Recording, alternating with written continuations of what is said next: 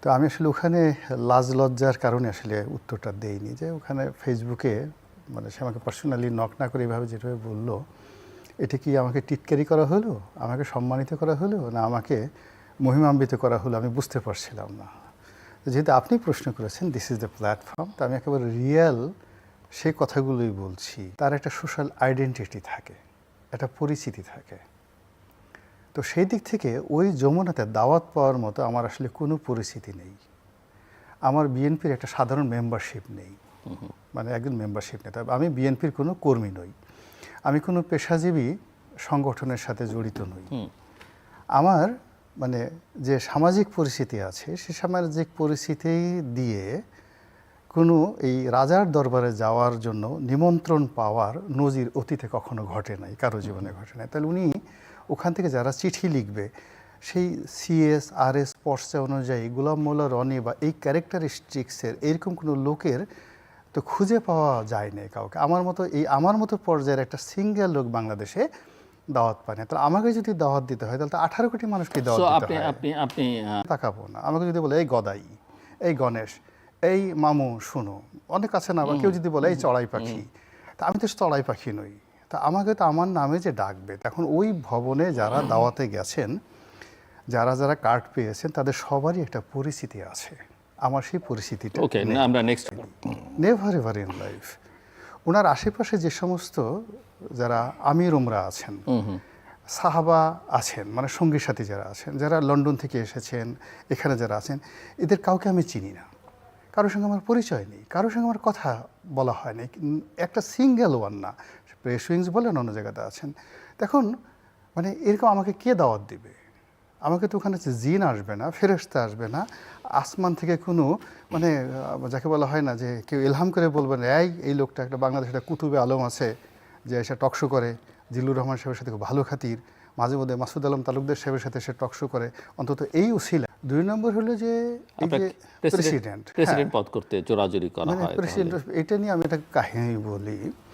যে এক লোক, যে এক চাচা তখন বলছে যে ধরেন আপনি একদিনের জন্য প্রধানমন্ত্রী হলেন, বা আপনাকে প্রধানমন্ত্রী বানালো, সে রাগ হয়ে গেছে যে ফাজলে মোড়ার জায়গা পাও না, আমি করি ভিক্ষা, আমি মানুষের ভিক্ষা পাই না, একজন ভিক্ষুকরা এসে তুমি প্রশ্ন করতেছে যে আপনি যদি প্রধানমন্ত্রী হতেন। তো বললো যে যদি মনে করেন, রাখেন নিয়ে আপনারা মনে করেন, আপনার প্রশ্নটাই তো ঠিক মতো হয় নাই। ফার্স্ট থিং হলো, এদেশে যারা প্রেসিডেন্ট হয়েছেন বা আগামীতে হবেন, দে হ্যাভ হিউজ কোয়ালিটি, যে কোয়ালিটির মানে প্রেসিডেন্টের দূরের কথা, প্রেসিডেন্ট ভবনের ধারে কাছে যাওয়ার মতো অবস্থা আমার নাই। ফলে যেদিকে আকাশের দিকে তাকানো, কিছু কিছু জিনিস আছে তাকালে শরীরে আগুন ধরে যায়, বুঝতে পারছেন ঘটনাটা। তা আমার যে অবস্থান, সেই অবস্থান থেকে আমি হালকা ইউটিউব করি, মাঝে মধ্যে ফেসবুকে 2 সেন্ট স্ট্যাটাস দিই, 1 সেন্ট 2 সেন্ট 3 সেন্ট যদি আমার কোনো একটা স্ট্যাটাসের কারণে মনিটাইজেশন আসে, আমি খুশিতে টকবক হয়ে যাই। আর কোনো একটা স্ট্যাটাস দিলে যদি একটু ভালো লাইক হয়, কমেন্ট হয়, আমার চাহিদা এই পর্যন্তই।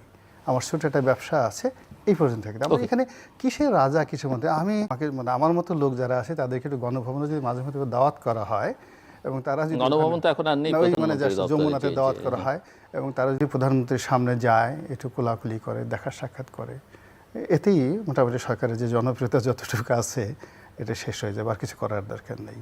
তো এই হলো আমার অ্যানসার আর কি। হ্যাঁ, এটা নিয়ে খুব ইন্টারেস্টিং একটা, ঈদের রেস্ট আমাদের এখনো কাটেনি। আমরা সত্যিকার অর্থে সবাই একটু ওভার অ্যাক্টিং করতে চাচ্ছে, যে যার মতো করে যেখানেই থাকছে সবাই একটু ওভার অ্যাক্টিং করতে চাচ্ছে। তাতে আমার কাছে মনে হলো যে বিরোধী দলীয় যিনি নেতা, তার যে বয়স, তার যে চেহারা, তার যে সুরো, তার যে আকার আকৃতি, তার যে দাড়ি মোবারক, তার যে পোশাক, মানে এর সঙ্গে আসলে উনি যে কাজগুলো করতে চান এটা আসলে মানায় না। তো আমাদের দেশে অতীতে অনেকেই তো বিরোধী দলীয় নেতা ছিলেন, শেখ হাসিনা ছিলেন, বেগম খালেদা জিয়া ছিলেন, আর অনেকেই ছিলেন, কিন্তু উনি এমন কিছু করছেন এখানে দাঁড়িয়ে যে কাজগুলো অতীতে কেউ কখনো করেনি, এমনকি অন্য কোনো দেশে করেনি। তো সেই দিক থেকে উনি এই বিদেশি কূটনীতিবিদদের বা বিভিন্ন লোকদেরকে দাওয়াত করছেন, দাওয়াত করে কাউকে সামনে থেকে জড়িয়ে ধরছেন, কাউকে পিছন থেকে জড়িয়ে ধরছেন, কাউকে কুলাকুলি করছেন। ইটস যাকে বলে এক্সট্রা অর্ডিনারি ডিফারেন্ট। মানে কোনো বিদেশি লোক বসে আছে, তারপর শেষে ওখানে কোনো রকম যাকে বলা হয়, এটা আমি এখন বাঙালি কালচারও দেখিনি।